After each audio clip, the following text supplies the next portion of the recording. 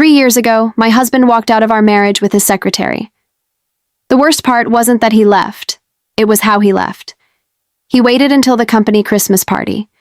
More than 80 employees were there. Our friends were there. His business partners were there.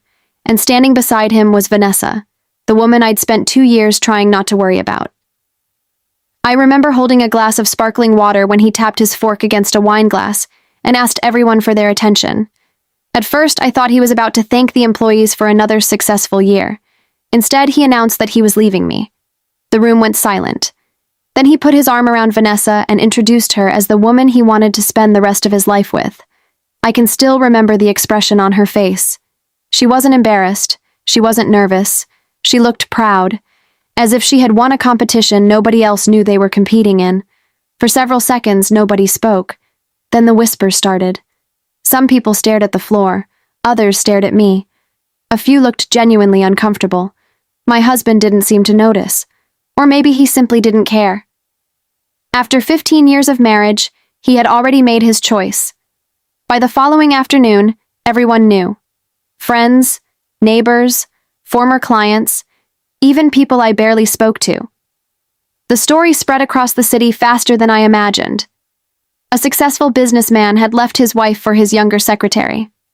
And according to most people, I was supposed to quietly disappear. The divorce process lasted 8 months. 8 miserable months. My husband hired expensive attorneys. Vanessa moved into our house before the paperwork was even finalized. My former in-laws welcomed her immediately. Family dinners, holiday gatherings, birthday celebrations. It was as if I had never existed.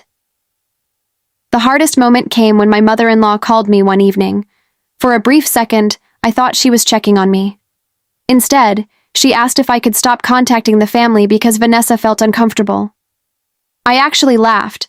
Not because it was funny, because it was unbelievable. I hadn't contacted anyone, not once, yet somehow I was still the problem. When the divorce was finalized, I walked away with far less than people expected. My husband kept the house. He kept the company.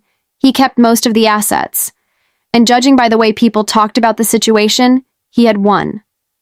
For a while, I believed them. I rented a small apartment on the edge of town. The first few months were brutal. I avoided social events. I ignored phone calls. I spent entire weekends wondering how 15 years of my life could disappear so quickly. Then one morning, something changed. I was sitting at my tiny kitchen table staring at my bank account when I realized I had 2 choices. I could spend the next decade being angry, or I could start over. That same afternoon, I opened my laptop and began working on an idea I'd been carrying around for years, an idea nobody believed in, including my husband, especially my husband. Years earlier, I had mentioned it during dinner. He laughed and told me it wasn't a real business. Vanessa laughed too. At the time, I let it go. Now I didn't. For the next 18 months, I worked harder than I had ever worked in my life. Long nights, early mornings, no vacations, no excuses. While everyone else was busy discussing my failed marriage, I was quietly building something, and eventually, people started noticing. First came a small contract, then a larger one, then another. By the end of the 2nd year, I had hired my first employees. By the end of the 3rd year, I owned a company larger than anything I had imagined when I started. The funny part? Most people still had no idea, including my ex-husband, including Vanessa. And that would have remained true if not for something that happened on a Tuesday morning. I was reviewing applications for a management position when my assistant walked into my office carrying a resume. She placed it on my desk. "You're probably going to want to see this one," she said. I looked down at the name, then I read it again. Because there was only one Vanessa Carter in the entire city. And somehow, after helping destroy my marriage, she had just applied for a job at my company. For several seconds, I simply stared at the resume. The name hadn't changed. Vanessa Carter. The same Vanessa who stood beside my husband at that Christmas party. The same Vanessa who moved into my house before my divorce was finalized. The same Vanessa who smiled while my marriage collapsed in front of an audience. My assistant watched my expression carefully. "Do you know her?" she asked. I considered several answers before settling on the simplest one. "Yes," I said. Unfortunately. My assistant laughed, assuming I was joking. I wasn't.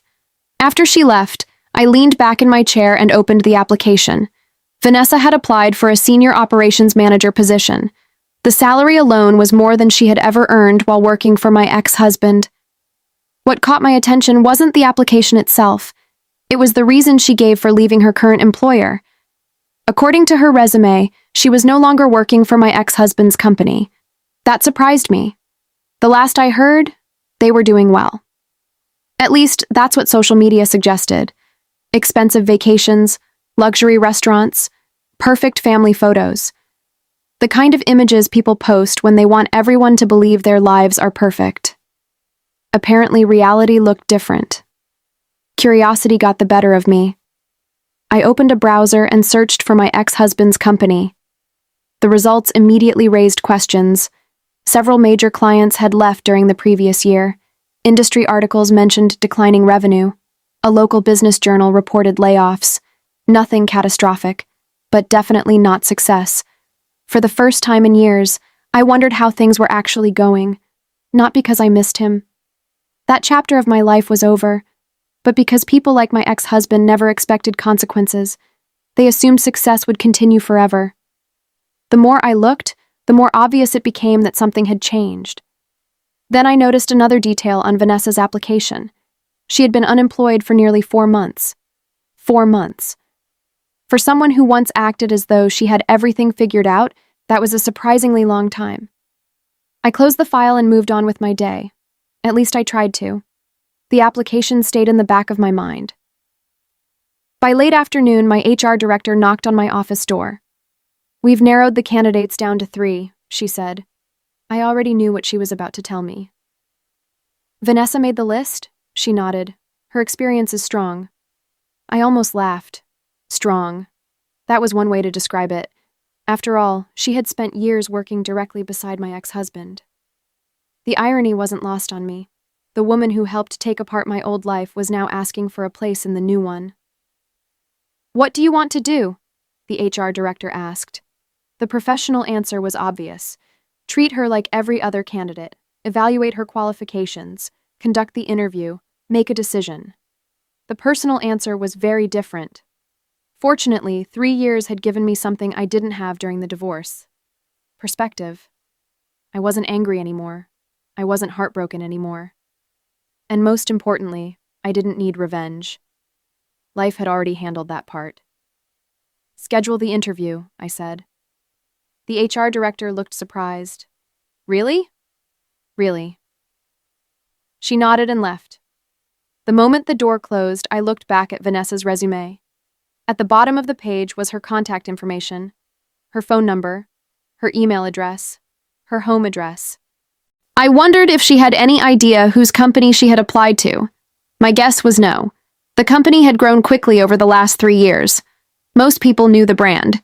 Very few knew the owner, especially people outside the organization, which meant there was a good chance Vanessa would walk into the interview completely unaware. That thought should have made me happy. Instead, it made me curious, because one question kept repeating in my mind. What happened? 3 years ago, she looked like someone who had won the lottery. Now she was unemployed and searching for work. Somewhere between those two realities, the story had changed. The answer arrived sooner than expected. 2 days later, I attended a local business networking event. Halfway through the evening, I ran into someone I hadn't seen since the divorce. Mark Reynolds, one of my ex-husband's former business partners. After a few minutes of small talk, he mentioned my ex-husband's name. "Have you talked to him recently?" Mark asked. I shook my head. "Not in years." Mark hesitated. Then he lowered his voice. "Trust me, you're not missing much." Something in his tone immediately caught my attention, because it wasn't sympathy. It was amusement. And suddenly, for the first time since Vanessa's application appeared on my desk, I had a feeling the real story was only beginning. "The company is a mess." Those were the first words Mark said after making sure nobody else was listening. For a moment, I wasn't sure I'd heard him correctly. "My ex-husband's company?" I asked. Mark nodded. worse than most people realize. I took a sip of coffee and waited. One thing I learned in business was that people reveal more when they don't feel interrupted. Sure enough, Mark continued. 3 years ago, everyone thought he was unstoppable. That part was true. Back then, my ex-husband seemed to have everything.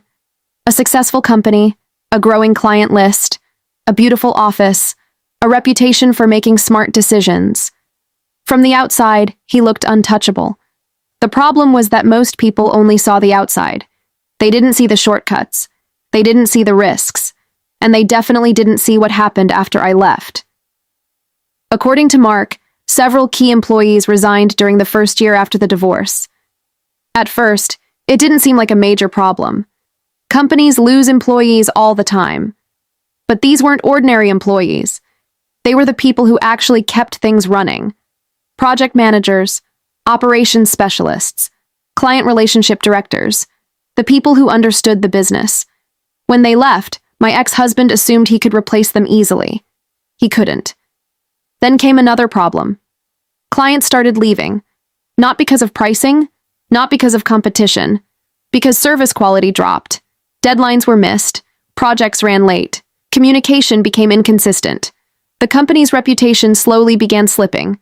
By the time management realized what was happening, the damage was already spreading. How bad is it? I asked. Mark laughed, not a happy laugh, the kind of laugh people make when they're describing a disaster. They lost their largest account 6 months ago. That got my attention immediately. Their largest account represented millions in annual revenue. Losing it would have hurt. Badly. What happened? The client followed one of the former managers to another company. I wasn't surprised. Good people often bring clients with them. Mark leaned closer. You know what's funny? What? The guy who took that account used to work for you. For a second, I just stared at him. What do you mean? He said you were the best manager he ever worked with. I looked away. 3 years earlier, nobody would have said that publicly. Back then, I was known as the owner's wife. Not as a business leader, not as an executive, not as someone worth listening to. Funny how perspectives change. Mark checked his phone before continuing. Anyway, things got worse after that. Apparently, my ex-husband started making increasingly desperate decisions. Riskier investments, questionable partnerships, cost-cutting measures that frustrated employees. The more pressure he felt, the worse his judgment became. And then Vanessa became involved. That part surprised me. Involved how? Mark smiled. Let's just say being the boss's favorite doesn't automatically make someone qualified to run operations. I already knew that. Years ago, Vanessa's main qualification seemed to be keeping my ex-husband entertained. Business expertise wasn't exactly her strength. According to Mark, she received several promotions after the divorce. Raises, bonuses, leadership responsibilities. The problem was that experience doesn't magically appear because someone gets a better title. Eventually, mistakes started piling up. Expensive mistakes. Client complaints increased. Employee turnover increased. Profits decreased. And suddenly the power couple everyone envied wasn't looking so powerful anymore. I sat quietly for several seconds. Not because I felt sorry for them, because I felt strangely detached. 3 years earlier, this information would have destroyed me. Now it felt like news about strangers. Mark noticed my expression. You don't seem surprised. I'm not. Why? I smiled slightly. Because people eventually become who they really are. He laughed. That's probably the smartest thing I've heard all week. The conversation ended shortly afterward.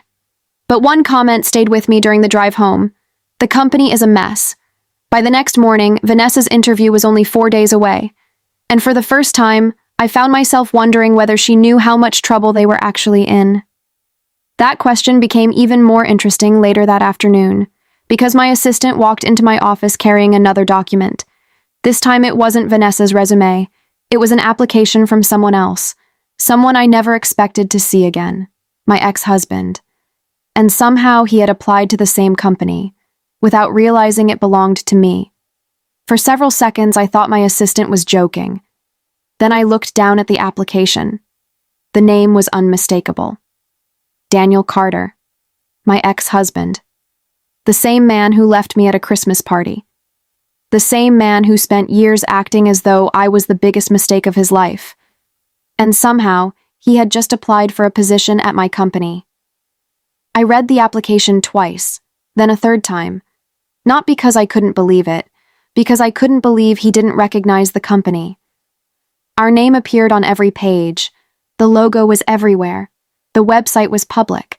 The company had been featured in multiple business magazines during the past year, yet apparently he had no idea who owned it, or maybe he was too desperate to care. My assistant stood quietly near my desk. "Should I remove the application?" she asked. I looked up. "Why would you do that?" She hesitated. "Because of history." I smiled. The fact that everyone in my executive team knew pieces of my story no longer bothered me. 3 years ago, I would have been embarrassed. Now I wasn't. My past wasn't a weakness anymore. It was simply part of the journey. "Treat him like every other applicant," I said. She looked surprised. "Seriously?" "Seriously." A few moments later, she left. I sat alone in my office, staring at the application.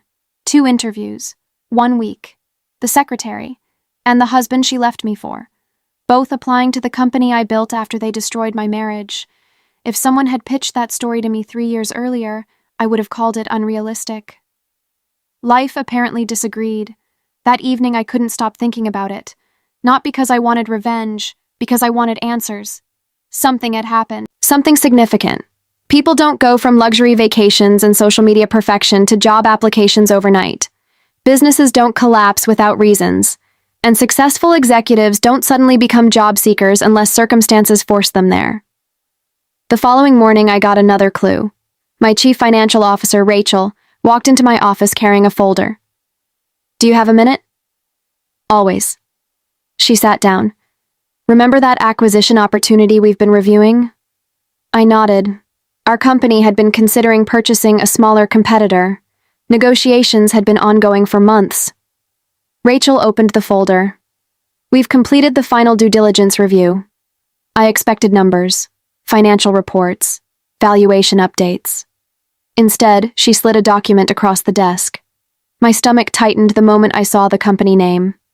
Carter Strategic Solutions, my ex-husband's company.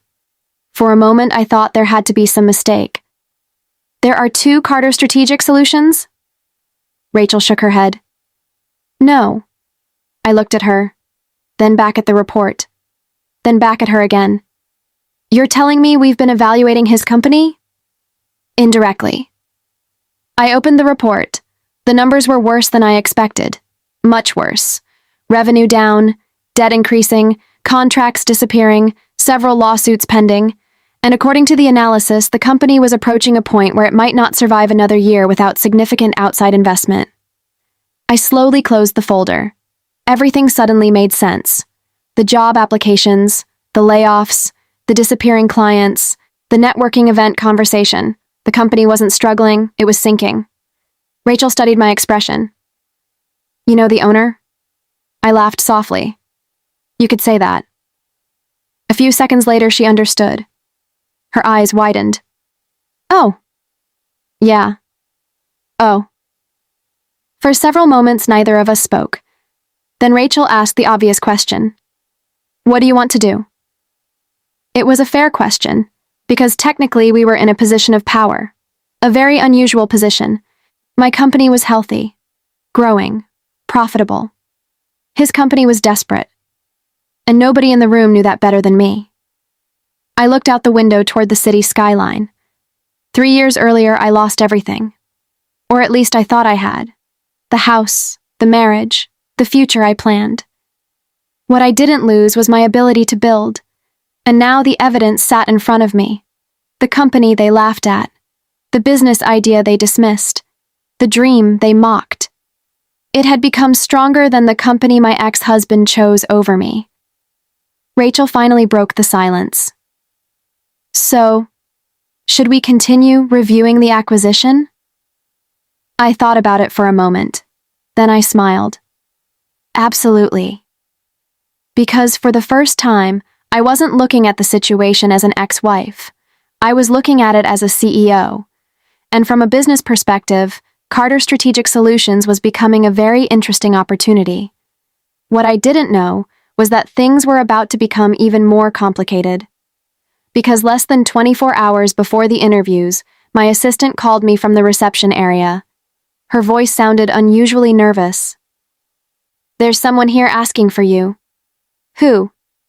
She hesitated, then she answered, "Vanessa." The interview wasn't until Friday, and somehow she had shown up 3 days early. "Vanessa is here." For a moment, I thought I had misheard my assistant.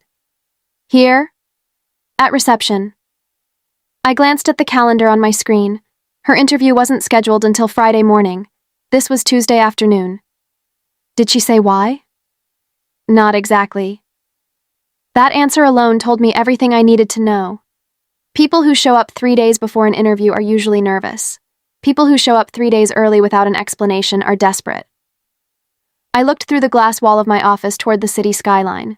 3 years ago, I would have done almost anything to avoid seeing Vanessa. Now, I simply felt curious. "Send her up." A few moments later, my office door opened, and for the first time in 3 years, I saw the woman who helped destroy my marriage. The difference was impossible to miss. Gone were the designer clothes she used to wear at company parties.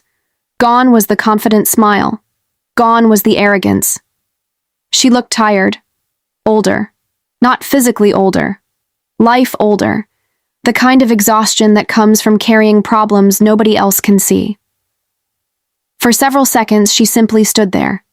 Then her eyes moved around the office, the floor-to-ceiling windows, the executive conference table, the awards displayed on the wall, the company logo behind my desk. She looked impressed, then confused, then shocked, because she finally realized why the company name felt familiar. "Oh my God," I didn't respond. She stared at me, then at the logo, then back at me.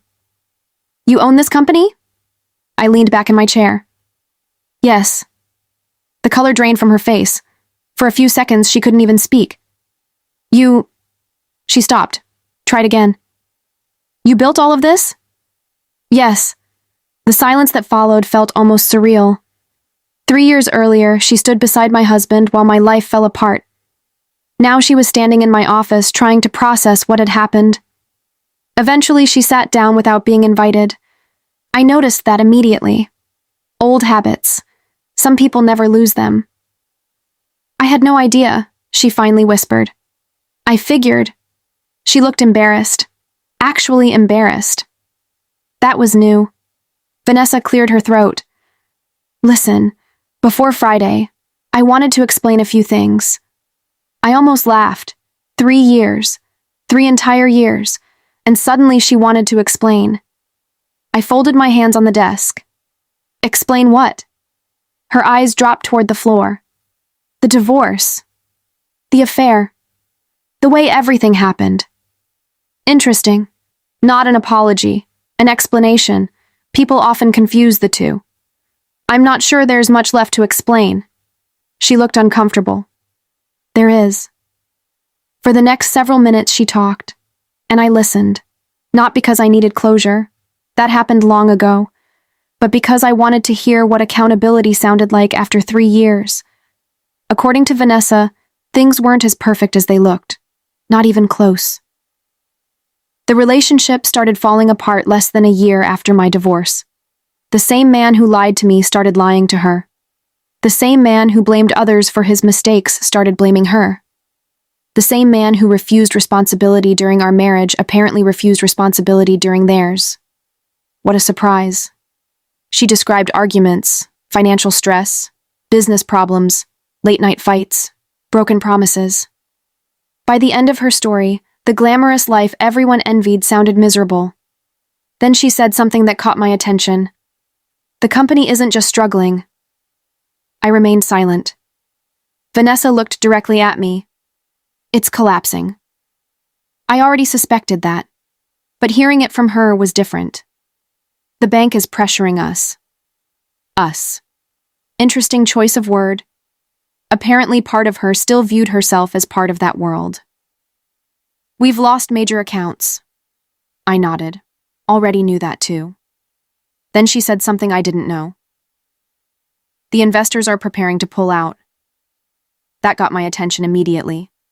Because if investors left, the company might not survive.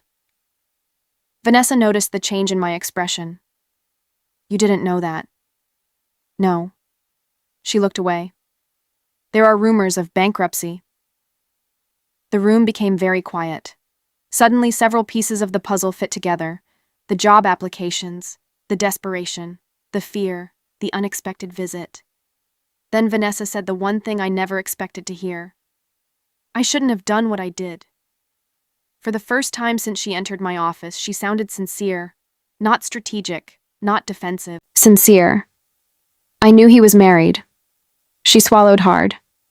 I knew exactly what I was doing. I didn't respond, because there wasn't much to say. Some truths arrive years too late. A few moments later, she stood up. I'll leave now. I nodded. She reached the door, then stopped. Without turning around, she asked one final question. Are you going to interview me on Friday?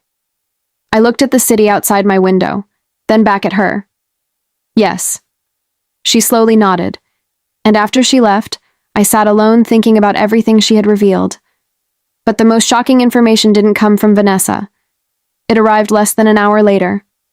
Because Rachel walked into my office carrying another financial report, and according to the latest numbers, my ex-husband's company wasn't just close to bankruptcy. It might run out of cash within 30 days. 30 days. I read the report twice before setting it down. Then I read it a third time. The numbers didn't change.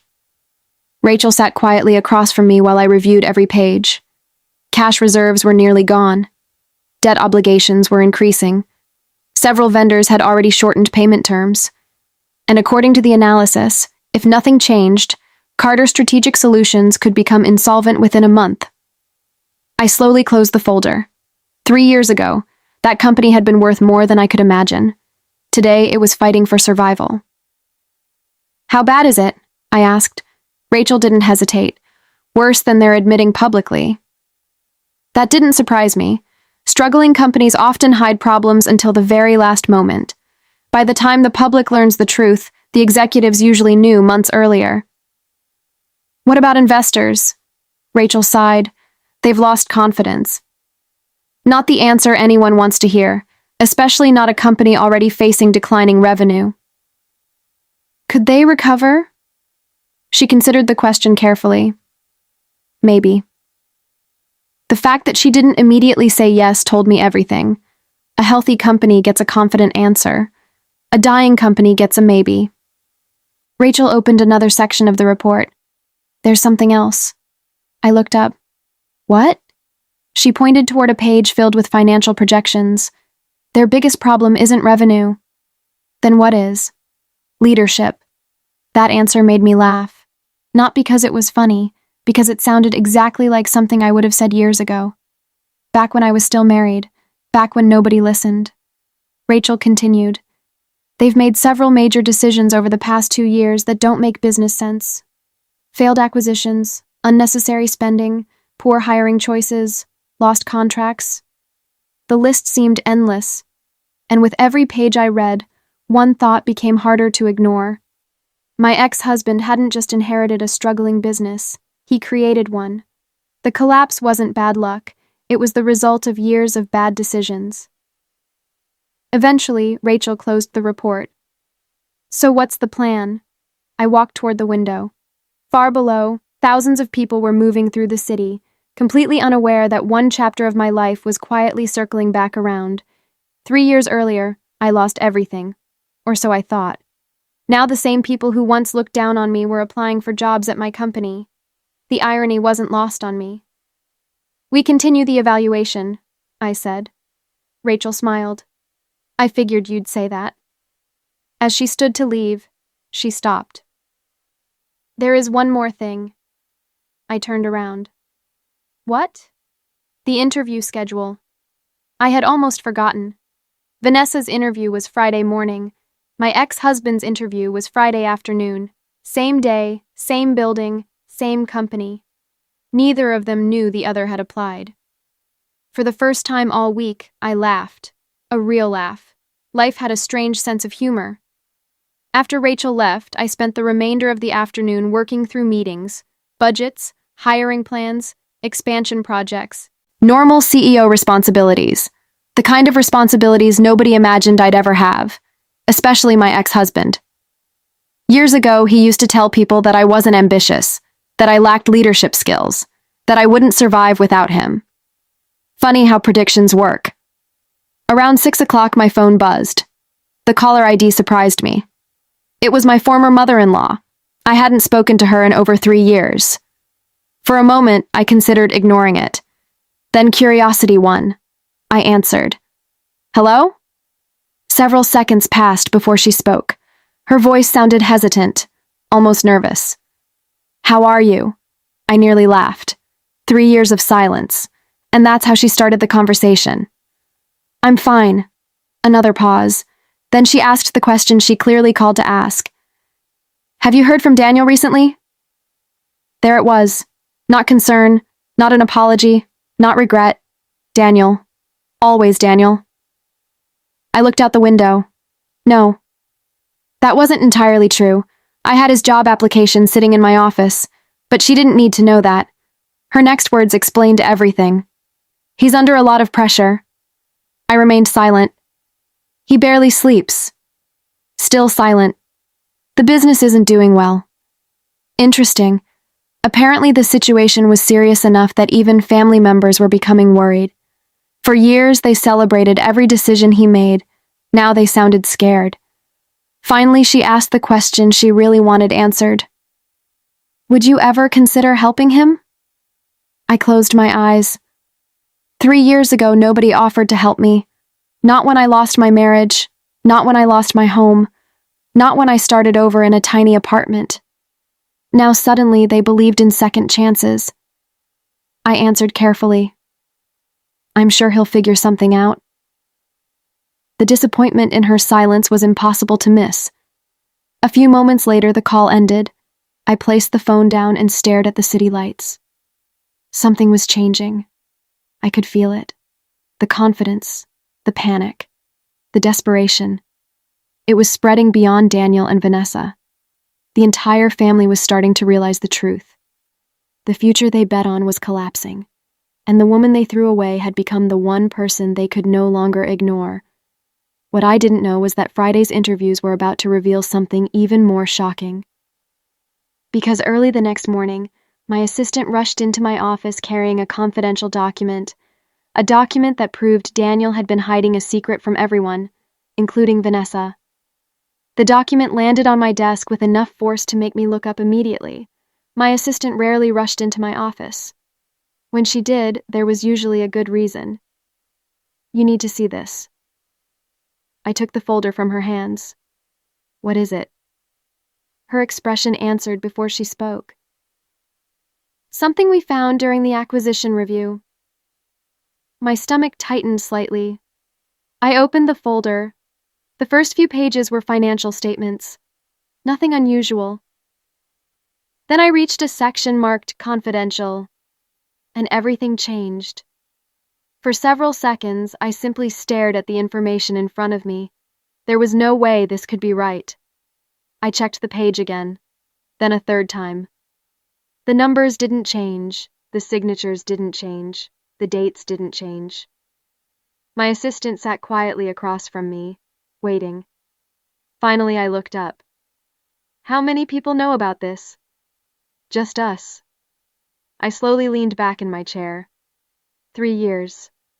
For 3 years, everyone believed Daniel's company was struggling because of market conditions, competition, economic uncertainty, bad luck. The truth was very different. Daniel had been secretly moving company assets into a private holding company, millions of dollars, not illegally, but definitely dishonestly, while employees were losing jobs, while investors were losing confidence, while vendors were waiting for payments. Daniel had been protecting himself, building a financial lifeboat while everyone else remained on a sinking ship. I felt something unexpected, not anger, disappointment, because it confirmed exactly who he had always been. When things were good, Success belonged to him. When things went wrong, everyone else paid the price. Does Vanessa know? I asked. My assistant shook her head. According to the investigation, almost nobody knows. That explained a lot. The panic, the job applications, the fear. Vanessa wasn't preparing for a career change. She was preparing for a collapse. The difference mattered. A lot. I closed the folder, then opened it again. One section immediately caught my attention. The holding company wasn't registered solely under Daniel's name. There was another shareholder. I looked closer and froze because I recognized the name immediately. It belonged to Daniel's younger brother, the same brother who spent years calling me overly emotional whenever I questioned business decisions, the same brother who celebrated my divorce, the same brother who told family members I was lucky Daniel married me in the first place. Apparently, loyalty came with financial benefits. Interesting? Very interesting. The more I read, the worse it became. Money had been transferred, assets had been moved, properties had been purchased, and somehow investors remained completely unaware. No wonder the company was running out of cash. It wasn't simply losing money. Money was being redirected. My phone buzzed. The timing couldn't have been stranger. The caller ID displayed a familiar name. Vanessa. For a moment, I considered letting it go to voicemail. Then curiosity won. Again. I answered. Hello. Her voice sounded nervous. More nervous than it had during her office visit. Can we talk? I glanced at the confidential report. About what? A long silence followed. Then she lowered her voice. Daniel. That single word told me everything. Something had happened. What about him? Another pause. Then she said something that genuinely surprised me. I think he's lying to everyone. I almost laughed. 3 years ago, she would have defended him. Now she sounded afraid of him. What makes you think that? Her answer came immediately. Because I found documents he doesn't know I saw. I looked down at the folder sitting on my desk. The same folder filled with secrets. The same folder exposing hidden assets. The same folder proving Daniel wasn't telling the truth. Coincidence? Not likely. What kind of documents? I asked. Vanessa hesitated, as if saying the words out loud would make them real. Finally, she spoke. Documents showing money disappearing from the company. My grip tightened slightly around the phone. So she knew, or at least part of it. The question was how much. Before I could ask anything else, she continued. And there's something worse. My heartbeat slowed. That usually meant bad news. What? When Vanessa answered, her voice barely rose above a whisper. Federal investigators have started asking questions. The room suddenly felt very quiet. Because if federal investigators were involved, this wasn't just a struggling company anymore. This was something much bigger.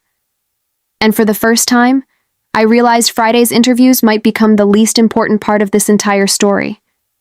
Federal investigators. Those 2 words stayed in my mind long after the phone call ended. Not because I was worried, because suddenly everything made sense. The missing money, the secret holding company, the hidden transfers, the panic, the desperate job applications, the collapse of Daniel's business. This wasn't just a company running out of cash. This was a company hiding something. And apparently people had started noticing. I sat quietly in my office, staring at the city skyline. 3 years ago, I believed Daniel destroyed my life. Now I was beginning to realize he might have been busy destroying his own. The next morning, I arrived at the office earlier than usual. Friday. Interview day. Outside, the city was waking up. Inside, my executive floor was already buzzing with activity. My assistant handed me a coffee. You ready? I smiled. Ready for what? She laughed. The strangest interview day in company history. She wasn't wrong. At 10 o'clock, Vanessa would arrive. At 2 o'clock, Daniel would arrive. Neither knew the other had applied. And neither knew I was aware of the secrets surrounding their company. The situation felt almost unreal. At exactly 9:45, reception called. Vanessa is here. I looked toward the conference room. Send her up. A few minutes later, she walked through the door. This time, she looked even more nervous than before. Gone was the confidence she carried during her visit earlier that week. Her eyes looked tired. Her shoulders seemed tense. And for the first time since I met her, she looked genuinely scared. I greeted her professionally. Nothing more, nothing less. The interview began. At first, it felt normal. Work experience, management style, leadership philosophy, problem-solving scenarios, the same questions we asked every candidate. Vanessa answered well, better than I expected. Years of experience had clearly taught her something, but underneath every answer, I noticed something else. Fear. Every response sounded like someone trying to rebuild a life that was falling apart. About halfway through the interview, one of my directors asked a simple question. Why are you leaving your current company? The room became silent. Vanessa hesitated. For several seconds, she didn't answer. Then she took a slow breath. The company isn't stable anymore. Technically true, but not the whole truth. What do you mean? Another executive asked. Vanessa looked down briefly, then back up. I believe difficult times are coming. That answer caught everyone's attention, because it sounded less like an employee changing jobs, and more like someone escaping a disaster. The interview continued for another 40 minutes. When it ended, everyone left except Vanessa and me. The moment the door closed, she looked exhausted, as though she'd been carrying a weight nobody else could see. Then she asked a question. Did investigators contact you? Interesting. Very interesting. I studied her face carefully. Why would they? She swallowed hard, because she realized she had revealed too much. I was just asking. No, I replied calmly. Nobody has contacted me. That wasn't entirely true. Investigators hadn't contacted me. Yet. But if they were looking into Daniel's company, eventually they might. Vanessa nodded slowly, then stood. Before leaving, she stopped near the door. For several seconds, she seemed unsure whether to speak. Finally, she did. Whatever you think of me. She paused. I didn't know how bad things had become. Then she walked away. I wasn't sure whether I believed her. But one thing was obvious. She was frightened. Really frightened. The afternoon arrived faster than expected. At 1:45, my assistant appeared again. This time her expression looked different. Not nervous. Amused. He's here. I didn't need to ask who. Daniel. My ex-husband. The man who once told me I'd never succeed without him. The man who laughed at my business idea. The man who traded 15 years of marriage for what he thought was a better future. And now he was sitting in my reception area waiting for a job interview. At my company. Without knowing the CEO was the woman he left behind. I stood and straightened my jacket. My assistant smiled. You okay? I laughed softly. Never better. Then I walked toward the conference room. What happened next would change everything. Because the moment Daniel entered the room, he finally looked up at the company founder portrait hanging on the wall. And for the first time, he realized exactly whose company he had just applied to. Daniel froze. For a brief moment, he didn't move, didn't blink, didn't speak. His eyes remained locked on the framed founder portrait hanging on the wall outside the conference room. My portrait. The same portrait every employee walked past every day. The same portrait he somehow never noticed while submitting his application. For several seconds, he simply stared. Then he slowly turned toward me. The color drained from his face. You're the founder? I smiled politely. Good afternoon, Daniel. The expression on his face was worth more than any revenge fantasy I had ever imagined. Not because he looked embarrassed, because he looked confused, as though reality itself had betrayed him. 3 years earlier, he left believing I would never accomplish anything without him. Now he was standing inside a company worth several times more than the one he had built, and it belonged to me. The irony was almost too perfect. The HR director opened the conference room door. Mr. Carter? Daniel didn't answer immediately. His eyes never left mine. Finally, he nodded and walked inside. The interview began. At least technically. In reality, Daniel spent the first 15 minutes trying to recover from the shock. Every answer felt rehearsed. Every response sounded forced. The confidence he once carried so effortlessly was gone. I barely recognized him. This wasn't the man who stood on a stage and publicly humiliated me. This was a man carrying fear. Real fear. The kind people experience when their future starts slipping away. One of our executives asked about leadership. Another asked about financial strategy. A third asked about managing organizational growth. Daniel answered professionally. But the cracks were obvious. The old arrogance had disappeared. Desperation had replaced it. Then Rachel asked a question.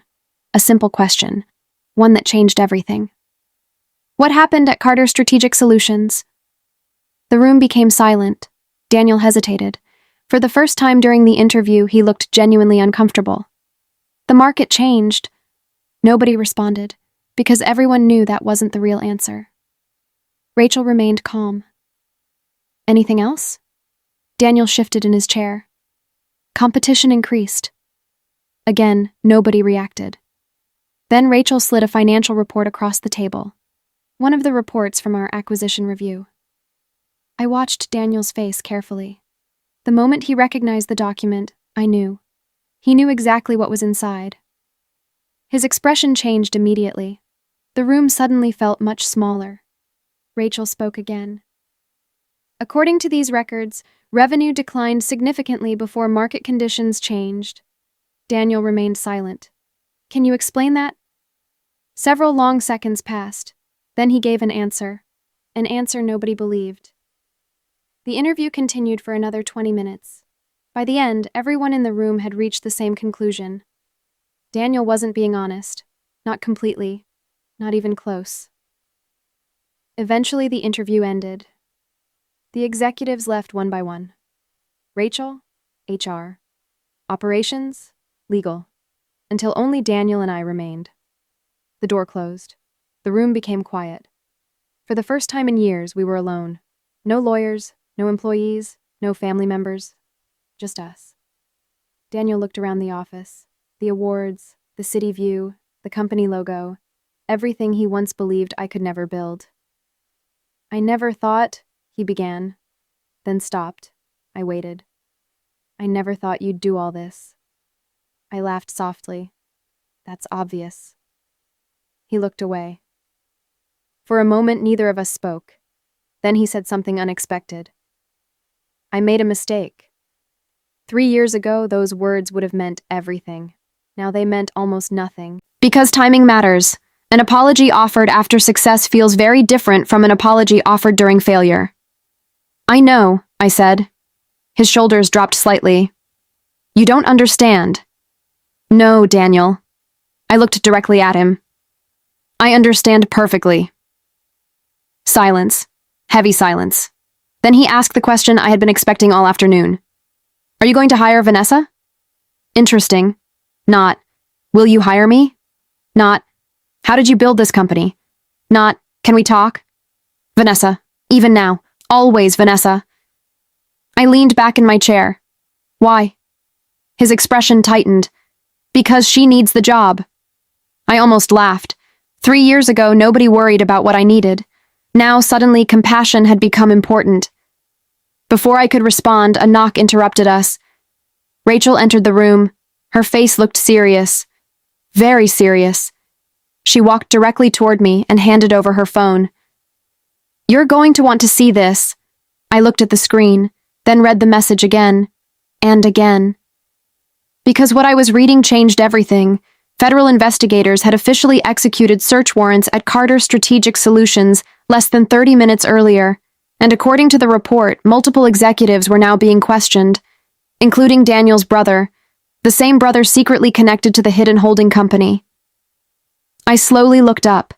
Daniel's face had gone completely pale, because he had just realized something. The secret he spent years hiding wasn't a secret anymore. Daniel stared at the phone in my hand.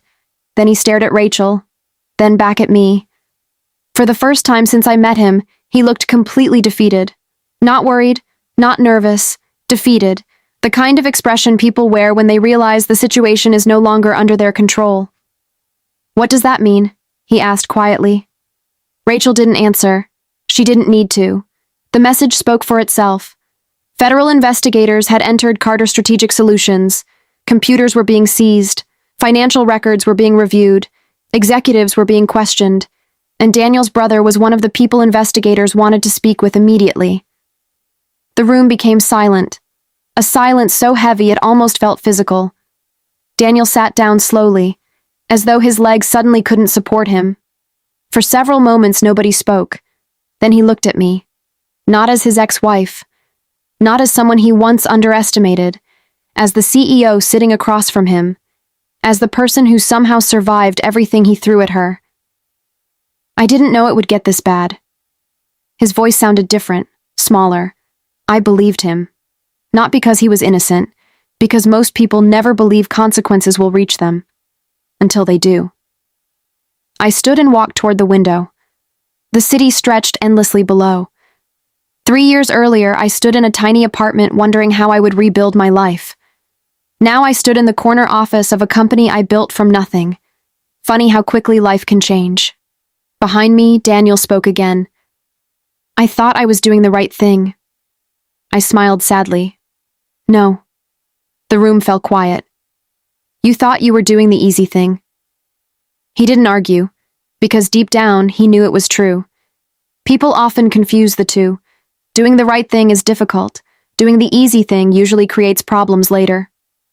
Daniel spent years choosing the easy thing. Now those choices had arrived to collect their debt. A few minutes later he stood. The interview was over. The conversation was over. Maybe even an entire chapter of his life was over. Before leaving, he stopped near the door. "I really am sorry."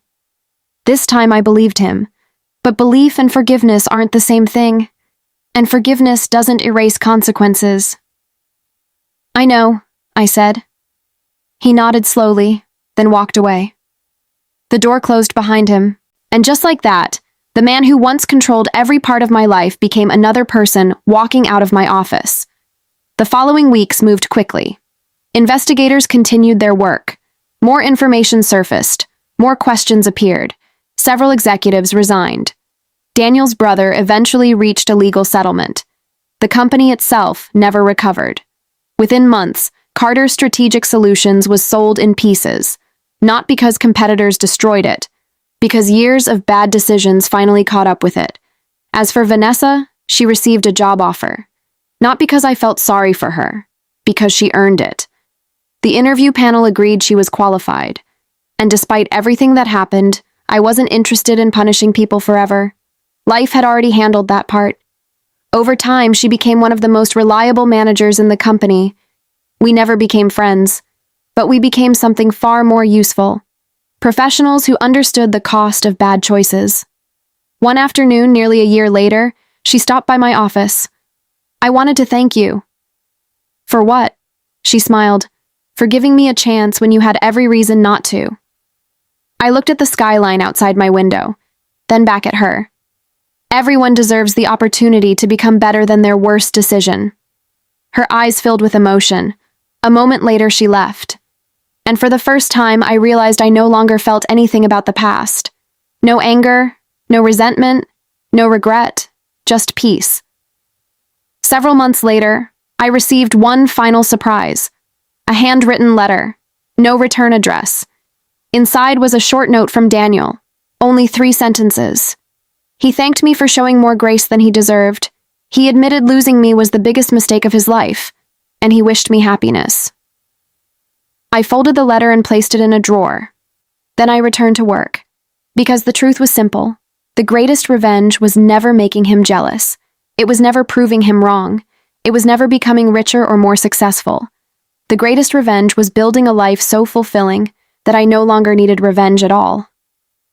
And on that ordinary Tuesday afternoon, sitting in the company everyone said would fail, I finally understood something. The day Daniel left me wasn't the day my life fell apart. It was the day my real life began.